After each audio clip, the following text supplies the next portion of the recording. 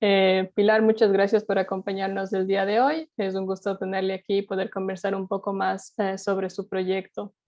Me gustaría comenzar haciéndole un par de preguntas. No sé si le parece bien.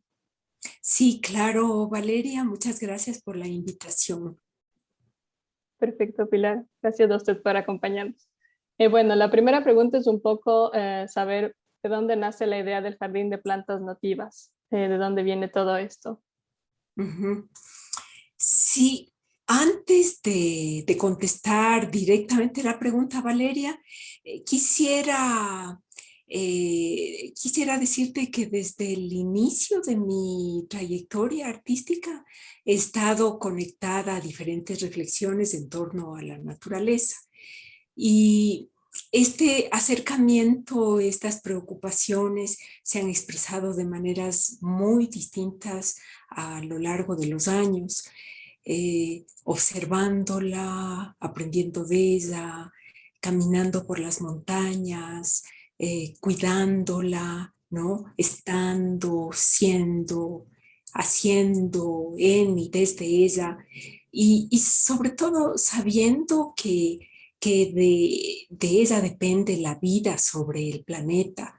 Eh, y claro, cuando estoy caminando sobre todo por los parajes andinos, por los bosques andinos, recibo a cambio de ese pequeño cuidado, recibo una generosa plenitud y una honda serenidad que es muy bello. Me referiré a algunas exploraciones artísticas, ¿no? Como para ir respondiendo a tu pregunta, estas exploraciones se han hecho a lo largo de los años. Las preguntas han ido cambiando, ha cambiado también mi propia comprensión de la vida en la Tierra. Antes la veía de manera fragmentada, yo misma estaba fragmentada, ahora creo que estoy menos.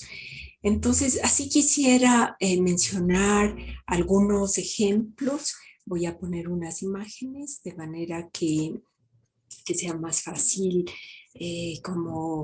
perdón, tenía que...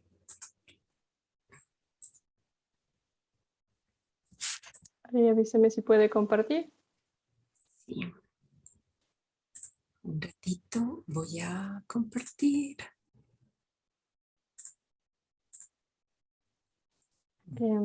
Mientras Ya, se comparte, sí. le iba a hacer una preguntita justo en base a esta introducción que acaba de dar un poco sobre de dónde nace este interés por la naturaleza. Y me quedó la duda, no sé si es que a usted, sus papás tal vez le inculcaron ese interés por caminar en la naturaleza, escuchar en la naturaleza, ser en la naturaleza. No sé si eso viene un poco más desde la parte de la familia, de la casa. Ujú. No, no viene desde la casa. Ajá. Vengo de una familia bien citadina. Eh, entonces, quisiera poner algunos ejemplos. Decía que las exploraciones han sido varias y, por ejemplo, aquí está la materialidad de las montañas andinas de los años 80, ¿no? Son obras de ese periodo. Luego tenemos la espacialidad como estancia en la obra La Pampa, desde la obra La Pampa que fue presentada en 1992 y que nace como un poema primero. Aquí están algunos de los dibujos que se presentaron en esa exposición, pero siempre en relación. Luego está el tiempo en la obra Instantes, en la que la palabra sigue a la imagen. Y digo esto porque escribí un poema y quería compartir un fragmentito al final. Dice: sumerjo mi atención en la luz, en el color, en el instante, en el cambio, en la fugacidad. Estoy dentro, aquí, en la paradoja de la inmensidad, versus esta minúscula plataforma en las faldas del Pichincha.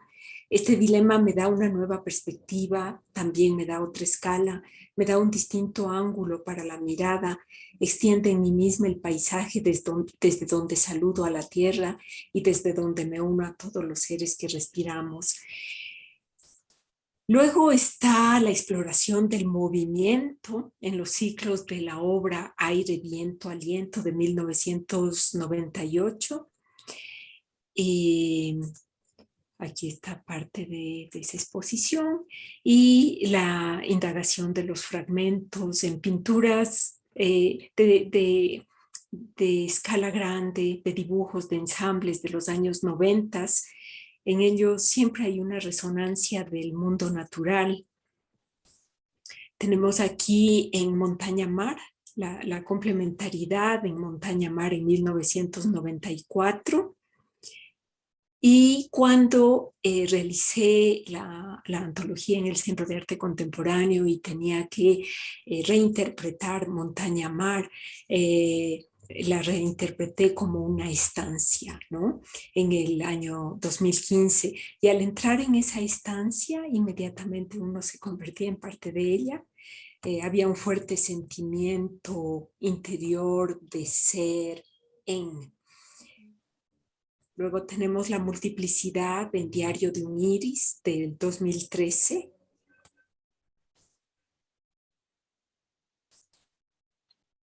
¿Esta también en el Centro Contemporáneo? Esta fue en el container. Ajá. Y tenemos la comunidad y la colaboración en el jardín del proyecto Bitácoras de Color. Esta obra, inspirada en el cultivo de un jardín, presenta la relación de los procesos creativos y los procesos pedagógicos.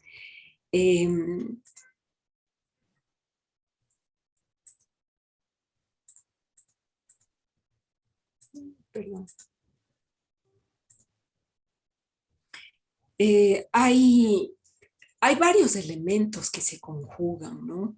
Hay digamos, está el paisaje, está la palabra, el pensamiento, la poesía en la caminata, ¿no? En los paisajes andinos, en los bosques nublados. Y está también la teoría pensada desde hábitats naturales. Esta es una obra a la que deseo referirme con mucho más detalle.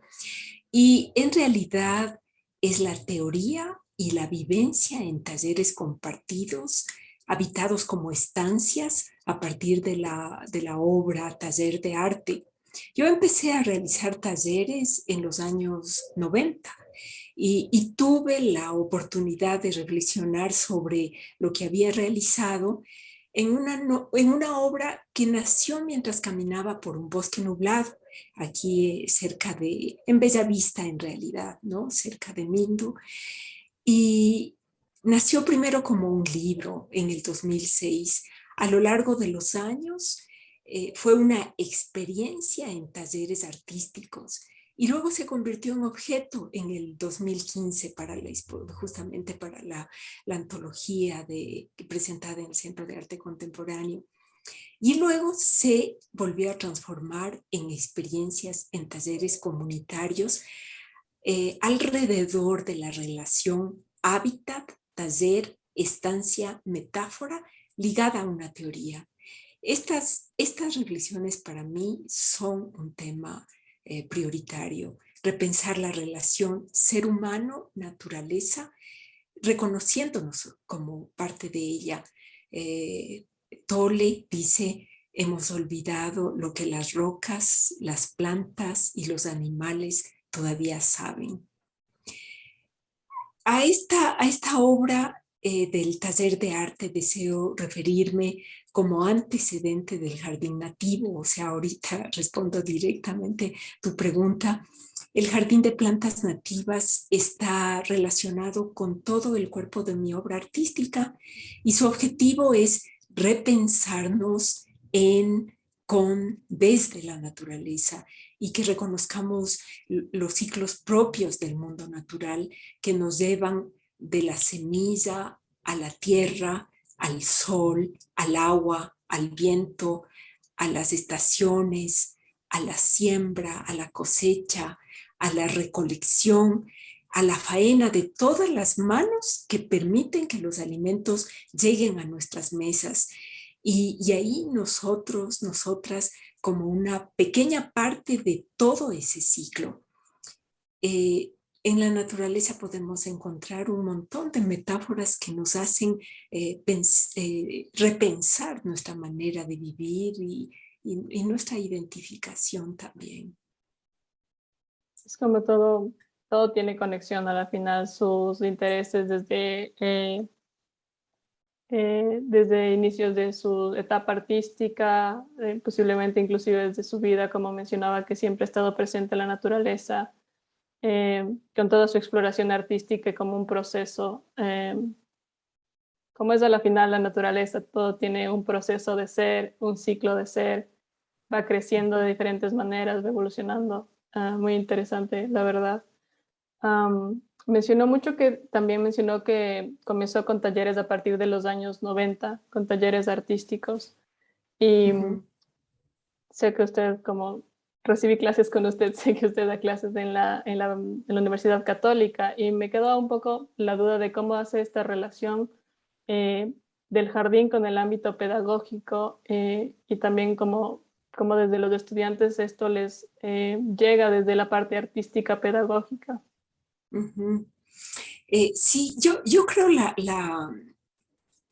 la relación está dada desde diferentes aspectos, ¿no? Porque por un lado, si nosotros miramos con mucha atención y paciencia a la naturaleza, aprendemos de ella. ¿Y qué es lo que aprendemos? O sea, la interrelación, la interdependencia, la colaboración. Y en mi caso personal, los talleres compartidos con distintas comunidades que estarían dentro de la educación no formal, ¿no? Son mi obra artística. Los he pensado de esa manera. O sea, no separo entre los talleres que comparto y mi obra artística. Los talleres, esos encuentros son la obra artística. Entonces, en esta obra que mencionaba antes, el taller de arte metáforas, ciertos hábitats, aquí respondería la pregunta, ciertos hábitats aportan con sus características para construir encuentros colaborativos, y cada uno de esos hábitats se sustenta con una teoría que enriquece el taller de arte. Quisiera presentar nuevamente unas imágenes que pueden explicar mejor esto que acabo de decir. Voy a compartir nuevamente la pantalla. Y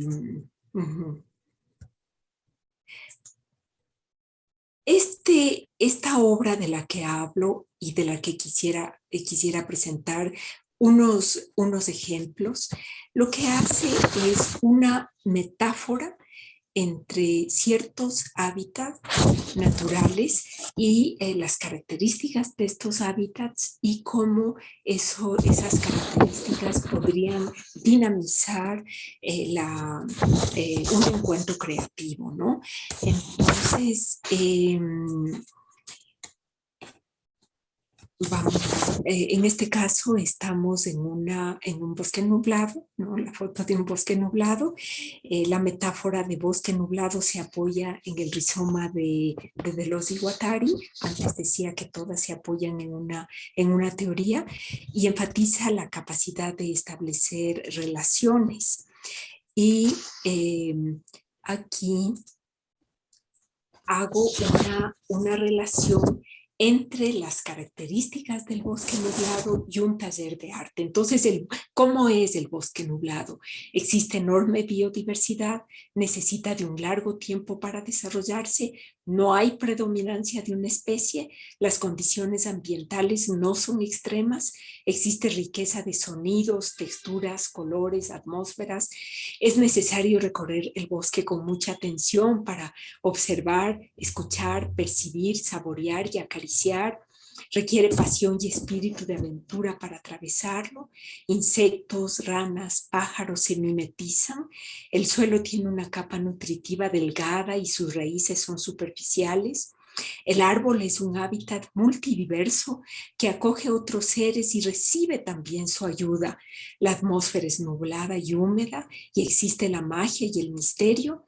Y la interdependencia entre las distintas especies es lo que da fortaleza al sistema, y el sistema intrínsecamente interrelacionado es lo que permite la vida de todas las especies. Entonces, claro, frente a estas características, nos preguntaríamos cómo podría ser un encuentro comunitario, el aula, un taller de arte, y yo diría que ese taller, ese encuentro, respeta la diversidad y la heterogeneidad. El aprendizaje se da a lo largo de la vida. Todos los actores del taller tienen un rol muy activo. Todos tienen responsabilidad en las decisiones. El profesor, la profesora es un organizador, una organizadora de los procesos de aprendizaje. Hay variedad en los ambientes de aprendizaje. La atención es motivada en la tarea propuesta por consenso. Se precisa arriesgar nuevas soluciones ante desafíos imprevistos. Hay un currículo oculto, la sutileza es vista como una fortaleza. Docente y estudiante aprenden juntos, existe ambigüedad en la formulación de los problemas para tener el desafío de interpretarlos y reformularlos. Son indispensables la colaboración y la cooperación en el taller. Asimismo, esta metáfora y cada una de las metáforas, decía, tiene una teoría que lo sustenta. Aquí están las características del rizoma de Deleuze y Guattari. Hay unas aplicaciones en el taller, por ejemplo, los conceptos como la no jerarquización, la diversidad, la inclusión, la heterogeneidad. La atmósfera nublada del bosque nos lleva a pensar en la fragilidad del ecosistema, ¿no? Y esto sería interesante que se experimente a fondo de manera que se pueda interiorizar y luego utilizar en los talleres. Hay unas preguntas iniciales para el taller. Y hay una obra artística de referencia, ¿no? Que en este caso yo he puesto La sala húmeda del artista español Darío Basso, que fue presentada justamente en Quito en el año 2005. Luego tenemos otra metáfora, el páramo, que se sustenta en la autorreferencia y la autoorganización. Y de igual manera nos podríamos preguntar cómo son las características del páramo. Se encuentra en zonas altas, el viento acompaña el paisaje, existe quietud, la lluvia callada y persistente nutre la tierra y sus elementos, el páramo es vasto, extenso y silencioso. Existe integración horizontal y vertical de la geósfera de las montañas ecuatoriales. Es un lugar de soledad el páramo. Nació como islas de clima frío, rodeadas de vegetación neotropical, y se dan ciclos climáticos diurnos, repetitivos a través del tiempo.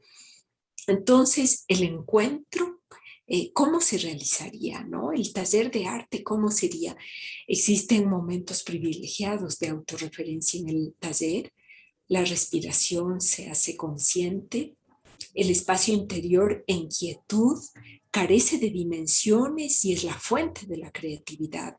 Y las dinámicas de encuentro favorecen el reconocimiento de la propia realidad personal. Se promueven actividades que favorezcan la atención y la presencia con plena conciencia de sí. La integración de los ejes favorece la incubación e imaginación creativa, y se pueden percibir islas, instantes de silencio e introspección personal que nutren el encuentro con el otro, ¿no? Con el otro. En el taller se establecen ciclos de reflexión personal y reflexión colectiva. La teoría que lo sustenta, la autoorganización. También leemos a Morán, a Prigogini, a Maturana y Varela, y hay unas aplicaciones en el taller, hay unas preguntas iniciales y una obra de referencia, un festival de cometas que se empieza con la realización de la cometa individual y luego se envían al cielo las cometas colectivas juntas, ¿no? Entonces me parece que es muy significativo. Hay otra metáfora, solamente voy a presentar 4, hay muchas metáforas, que es el río. O sea, estas 4 tienen como características distintas, ¿no? En el río hay procesos no lineales. Este es un río en el sector de Papayacta. Y bueno, ¿cuáles son las características del río? Es un ejemplo de caos autoorganizado. Se da en el fluir. Allí donde el agua encuentra una roca, se divide y sigue su camino. Incluye corrientes aleatorias e imprevisibles. Cuando está torrentoso, cada parte del río actúa como efecto perturbador sobre las otras partes. Existe movimiento, hay ritmo, erosiona suavemente superficies muy duras, se expresa la persistencia más allá de las resistencias, es una red en sí misma que participa de una red mayor. Entonces, ¿cómo sería, partiendo de estas características, cómo podría ser un taller de arte? En el taller se busca la autoorganización, la apertura confiada, la incertidumbre, las dudas, los errores. El fluir en la transformación permanente se entiende como mejora. Existe una organización flexible, abierta, adaptable, indagadora. Sabe que el control es una ilusión. Trabaja con las tensiones de la diversidad y las divergencias. Se genera la capacidad de escuchar al otro, a la otra, al otro, en el fluir, en el movimiento. En ese movimiento continuo se toman decisiones y se genera un proceso de aprender en cooperación y en participación. La sutileza se considera una fuerza. Hay aceptación de los límites y funciona como una red dentro de una red mayor. Igual que en las otras teorías, que en las otras metáforas, hay una teoría que lo sustenta. En este caso es el caos sensible de Theodor Schenk. Y también hay unas aplicaciones para el taller, unas preguntas iniciales y una obra de referencia que es la película Rivers and Tides, que presenta la obra de Andy Goldsworthy. Y la última metáfora que voy a presentar es la Tierra, sistemas abiertos en continuo intercambio con su ambiente. Aquí tenemos una de nuestras montañas cercanas. ¿Y cuáles son las características de la Tierra que he anotado, ¿no? Enfatiza lo colectivo y lo comunitario, admite presencia de uno y otro, integra lo diverso y lo diferente, cada cual recibe lo que necesita, relaciona todo, suscita pertenencia, supone una red de múltiples relaciones, genera experiencia de celebración simbólica y mítica. La vida es reinventada constantemente, alberga a pueblos de diferentes cosmovisiones, es expresada ancestralmente con ritos, danzas, cantos, cuentos. Sus fuerzas están en relación de armonía con el cosmos. Entonces, estas características, ¿cómo nos harían pensar un taller de arte o el aula o un encuentro comunitario? El taller facilita experiencias contextualizadas y en interconexiones. Incluye, une, no unifica, respeta singularidades y ritmos distintos, posibilita relaciones móviles y múltiples, favorece el sentir y actuar en la realidad sin dividirla, implica solidaridad y cooperación, posibilita la recuperación del legado de nuestros pueblos ancestrales, se crean nuevas combinaciones, nuevas condiciones, nuevas conexiones, nuevas posibilidades, promueve apertura a un diálogo o polidiálogo entre culturas, invita a priorizar una interpretación vivencial, y el ser humano es parte de la naturaleza y parte del cosmos. Ahí la teoría de Gaia es la que lo sustenta. Lo interesante es que a partir de los sistemas autoorganizadores investigados en los años 70, el químico atmosférico James Lovelock plantea la teoría de que todo el planeta Tierra es una forma de vida autoorganizada en la que el proceso autorregulador es clave. Este planteamiento significó una ruptura radical con el pensamiento científico anterior de que la Tierra era un planeta. Y hay unas aplicaciones en el taller, se puede incursionar con más libertad en la representación simbólica y ritual, y se hacen algunas investigaciones que nos aproximen al legado dejado por los pueblos antiguos más cercanos a nuestras raíces, con la seguridad de que la apertura a interpretaciones distintas del mundo nos hará comprender que la verdad no es patrimonio de ninguna cultura determinada. Hay unas preguntas iniciales como ¿qué experiencias favorecerían la recuperación de nuestra conexión con la tierra, ¿no? Y hay una obra de referencia que es la pintura facial en un tejido de la cultura Shipibo del Perú oriental, ¿no? Bajo Ucayali en el Perú oriental. Creo que no tengo la foto, no. Entonces, digamos, estas metáforas trabajadas desde esta manera, ¿no? Como haciendo este paralelismo entre sus características y esas posibilidades y potencialidades que nos presentan, que realmente nos hacen pensar en nuevas maneras, en nuevas dinámicas que podríamos tener en los encuentros comunitarios. Dejo de compartir. Muchas gracias. No, me parece súper interesante cómo la observación se ve que está súper presente en todos sus procesos. Me hace pensar un poco en la vista usamos siempre la vista, la mirada, pero qué tanto en verdad observamos las cosas que nos rodean como la naturaleza, y su aproximación es mucho de la observación en relación a la parte natural y hacer conexiones con reflexiones suyas que ha ido obteniendo seguro a lo largo de los años. Y esta conexión de estas observaciones con la parte educativa, con la parte pedagógica, en los diferentes talleres formales e informales que usted debe haber tenido, que debe dar clases en la universidad. Es muy interesante y me parece muy enriquecedora esta conexión justamente de todas estas reflexiones, de las observaciones con la parte pedagógica y su trabajo artístico, por supuesto, que tiene una conexión súper fuerte. Otra de las cosas que tenía como leyendo un poco de sus escritos,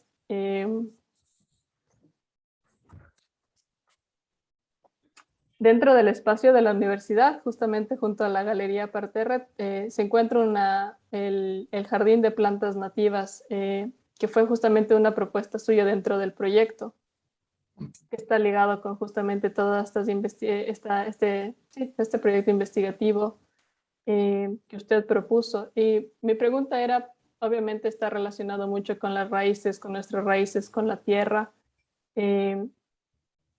la parte de las plantas nativas. ¿Cómo llegó a seleccionar un poco qué plantas nativas poner en el espacio?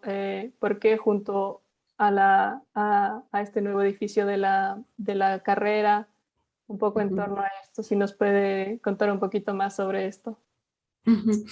Sí, Valeria, gracias por la pregunta.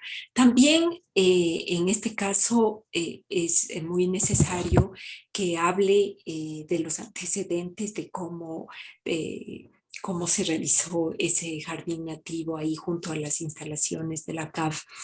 En el 2018 presenté una exposición en el Centro Cultural de la UCE, una exposición que se llamó Bitácoras del Color, y que es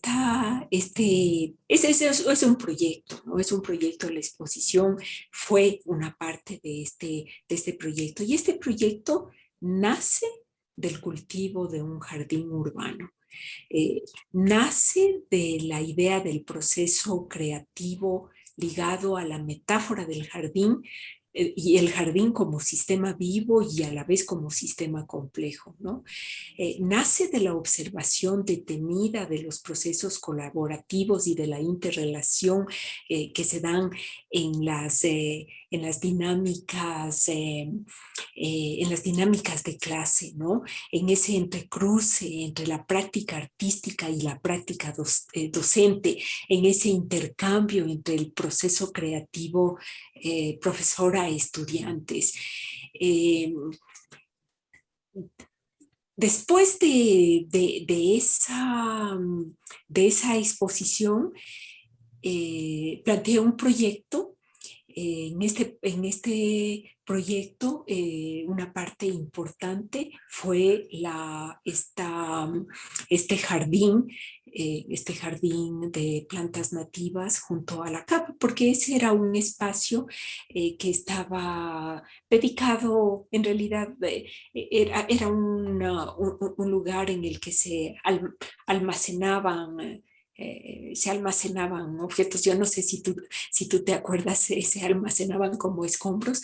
Entonces, Sí. sí, solicitamos el que se nos permita hacer un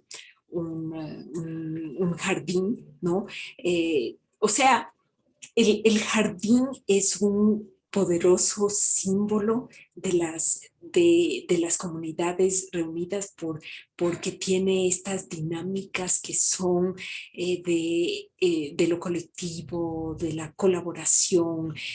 Son dinámicas inestables también, muy diversas, ¿no? El jardín es un poderoso símbolo de la diversidad también. Y la elección de las plantas en realidad se hizo partiendo de algunas plantas que son súper emblemáticas en la ciudad de Quito y en la zona, como son, por ejemplo, la maigua, que es muy emblemática aquí, o la chira, ¿no? La supirrosa también, el taxo, y hay otras plantas que, digamos, las tenemos menos en nuestros jardines, pero que también las conocemos mucho, como el amaranto, el, eh, iba a decir el floripondio. No tenemos floripondio, pero claro, es muy, muy de aquí, ¿no? Ujú. Entonces, y otras plantas que se escogieron también por la disponibilidad que había. No es fácil conseguir las plantas nativas, ¿no? Había que realizar realmente toda una búsqueda, y en esta búsqueda nos apoyamos mucho de la bióloga y especialista en plantas nativas, Lili Jaramillo. Uh-huh. Y O estas sea, plantas, no, dígame, sí. lo que quisiera realmente decir, ¿no? Es que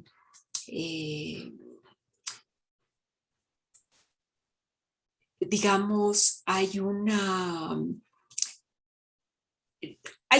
un símbolo muy poderoso de las dinámicas que se dan en el jardín, ¿no? En el jardín como sistema vivo y como sistema complejo, y que responden a esa lógica de lo colectivo y de lo cooperativo, y eso es muy importante cuando pensamos en las dinámicas de la clase, y que también, como mencioné, la Maigo y la Chira, que eh, pensando y dando énfasis a estas dinámicas colaborativas. Sin embargo, también tenemos que decir que cada planta tiene sus propias características. Una maigua es muy diferente a una chira.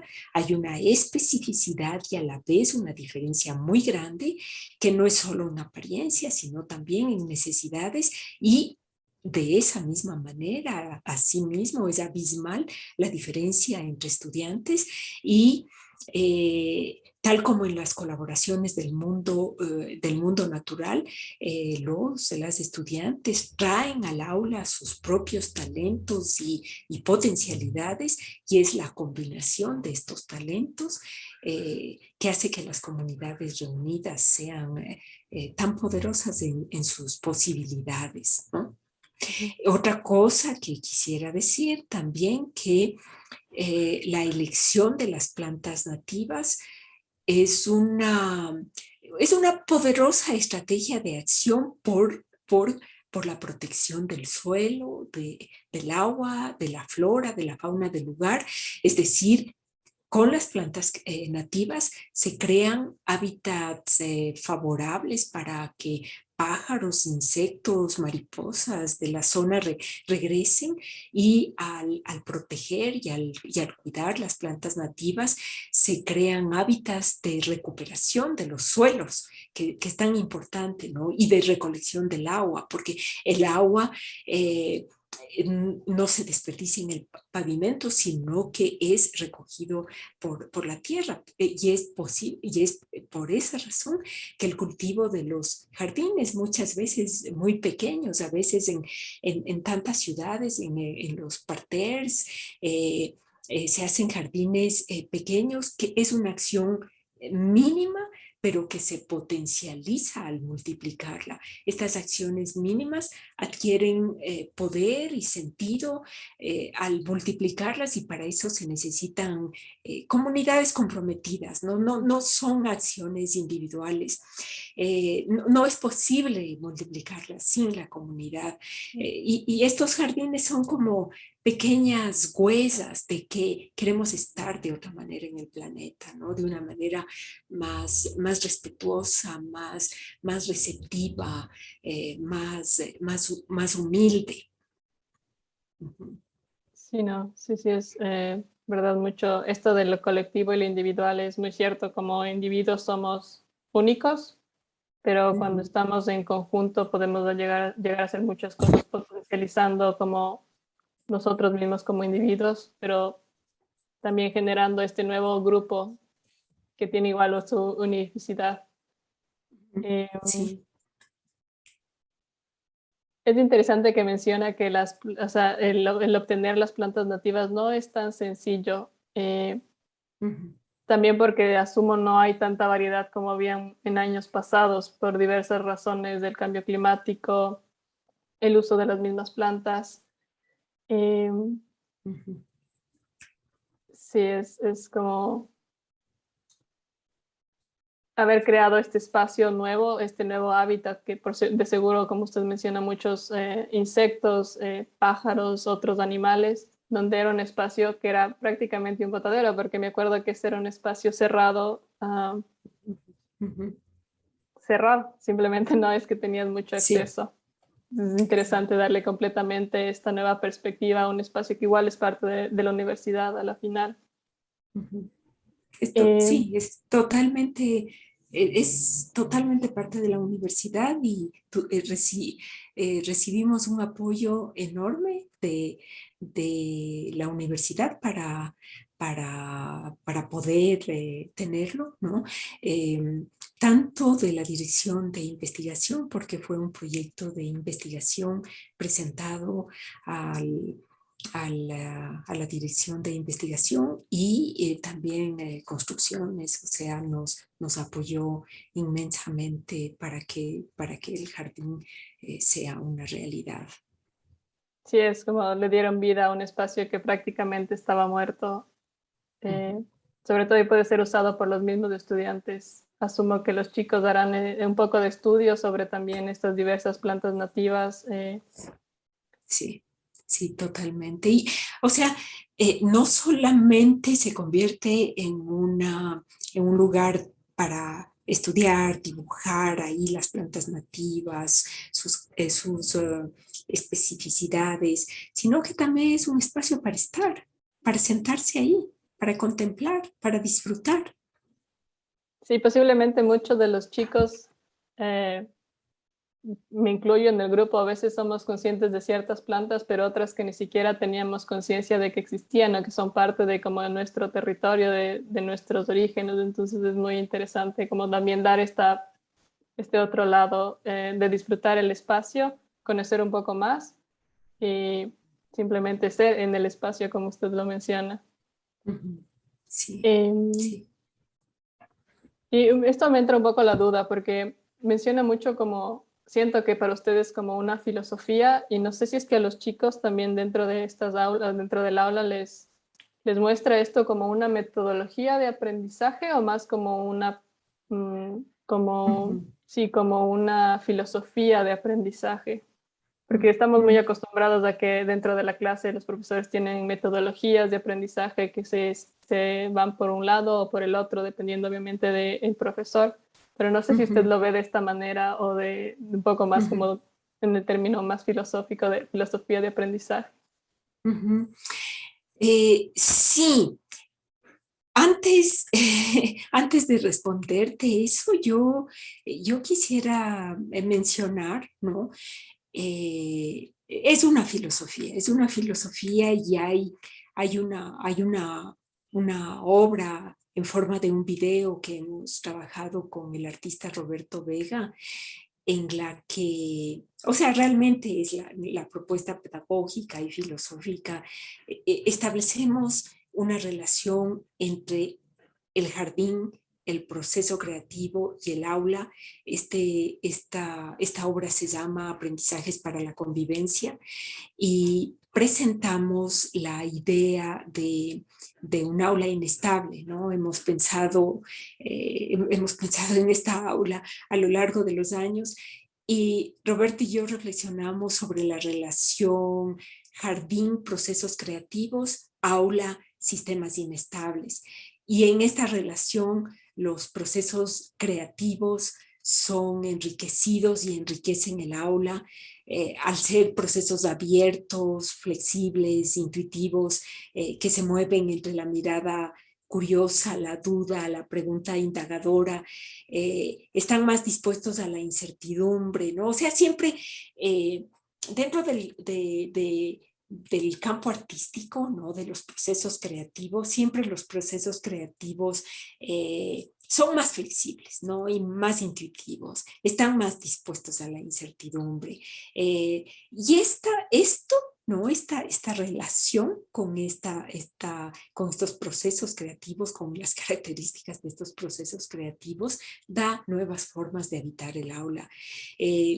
Estos procesos vividos desde la inestabilidad de la duda y el asombro influencian el desarrollo de los procesos de los estudiantes. Eh, eh, y son procesos también que se enriquecen al interior del aula por los intercambios, las colaboraciones, las conversaciones, por las dinámicas al interior de esta comunidad reunida. Es decir, yo creo en mi caso no lo presento como una metodología o como una filosofía en el aula, sino como una vivencia, ¿no? Una vivencia de un espacio flexible donde no hay certezas, que hay caminos abiertos para crear, pensar, dudar, explorar, descubrir individualmente, pero también en la dinámica colectiva, porque como justo decía antes, a mí me parece que con la experiencia que trae cada uno, con los talentos que trae cada uno, una comunidad reunida es siempre muy poderosa, ¿no? Uno nunca sabe qué es lo que se puede crear. Entonces, yo creo que los estudiantes están influenciadas por esa comunidad de clase a la que pertenecen, por esas dinámicas que se dan en clase, se nutren de ella, le devuelven su alegría, le devuelven sus ideas, sus palabras, y eso es lo que influencia y lo que les hace crecer también, ¿no? Y, y claro, en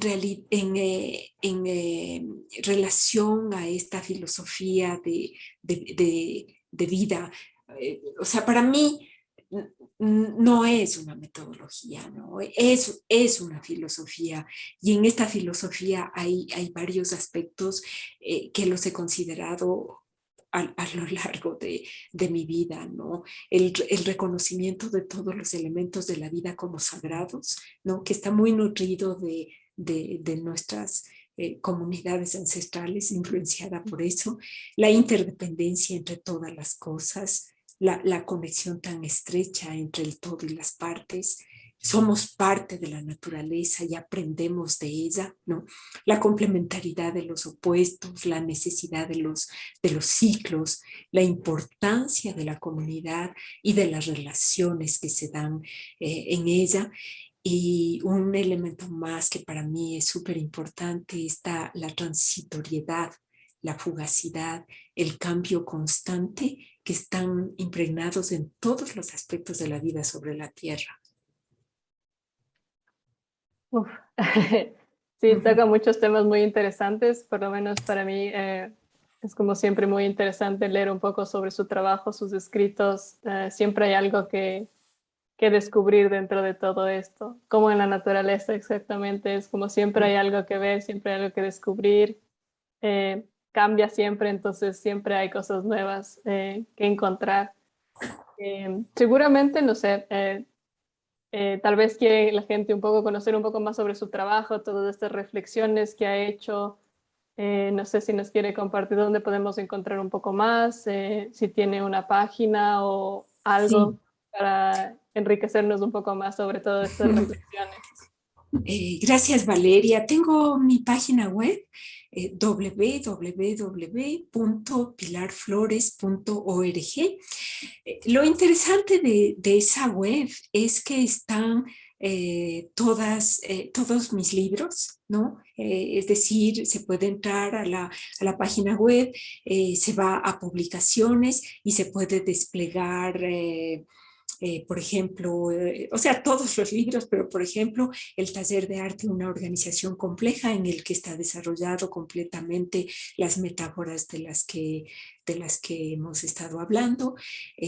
También está el proyecto Bitácoras de Color, que se despliega de una forma muy amplia, porque es un proyecto que realmente piensa alrededor de muchos aspectos. Quisiera compartir una imagen que hemos elaborado con Roberto y que nos habla mucho de este proyecto. A ver, ya, o sea, el proyecto Bitácoras de Color lo entendemos como una reflexión de cómo habitar los espacios de diversidad, ¿no? Entonces, pensamos en un aprendizaje que es constelación en la medida que incluye muchos elementos en los que están, por ejemplo, el jardín como sistema vivo y sistema complejo, están los procesos creativos, que es de lo que he hablado, los procesos pedagógicos y los sistemas inestables, ¿no? Pensamos la mesa en el aula como un lugar en el que pueden relacionarse muchas imágenes, palabras, aspectos, y el montaje nos permite el pensar la relación, ¿no? La relación siempre. Ahora hay otro aspecto muy importante para nosotros, son los vínculos, ¿no? Los vínculos como esta cuerda que se tensa entre la mirada y las preguntas indagadoras y que se tensa con una presencia de la intuición, de la ternura y de la atención que nos llevaría a una construcción de unos otros. Entonces, en el proyecto Bitácoras de Color podemos encontrar todas estas reflexiones. Hay otro libro que es Tejido, en el que tú participaste, Valeria, porque Sí, Tejido, sí, sí, me es acuerdo. estas comunidades reunidas para abordar. Entonces, ahí se puede también conocer de qué se trató ese proyecto. Uh-huh. Gracias, Valeria. No, gracias a usted por su tiempo, en verdad, y compartirnos todas estas reflexiones que usted tiene y posiblemente seguirá teniendo. Es sumamente interesante y lamentablemente el tiempo se nos está acabando, pero creo que esto nos da paso. Esta referencia de su página nos va a permitir, y a quienes estén interesados, creo que estudiantes o maestros, también es una perspectiva diferente de entender la parte pedagógica y la relación con los estudiantes. Así que nada más me queda más agradecerle. Gracias por su tiempo y por darnos la oportunidad de compartir esto. Gracias, Valeria. Muchas gracias.